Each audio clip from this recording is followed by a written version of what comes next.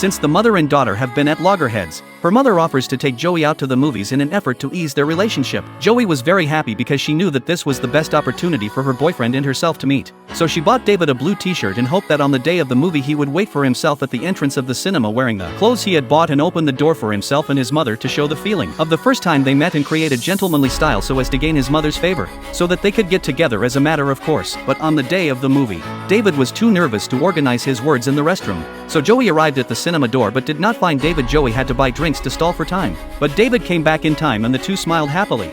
David excitedly went to say hello, but Joey's mom thought David was mistaken and pushed Joey away. The two of them arrived at the movie theater. But it wasn't long before David followed them in and sat behind Joey. Joey's mom turned around and noticed that David was very strange. So she got up and pushed Joey towards the inside of the movie and sat down in the other corner. However, in less than 2 minutes, David quietly sat behind Joey again, and Joey's mom, noticing the situation, scolded David and then pushed Joey to another part of the movie again. Joey's mother's words made David feel very humiliated, so he left the theater without looking back. Joey was very worried. So she told her mother that she wanted to go to the bathroom, and then followed her. In front of the restroom, she saw the man she had been longing to meet. Although it was a very short time, they still had a short date in the restroom. But Joey's mother didn't notice. Luckily, Joey's mom didn't notice and David was there to open the door for her when the movie was over. Joey's mother rejected David's offer and called him a stalker, then left the theater with Joey without looking back, leaving David alone in front of the theater. When David returned to the theater, he sent Joey a text message saying he was ready to talk to Joey's mother about their relationship. Joey thought that David was just saying that.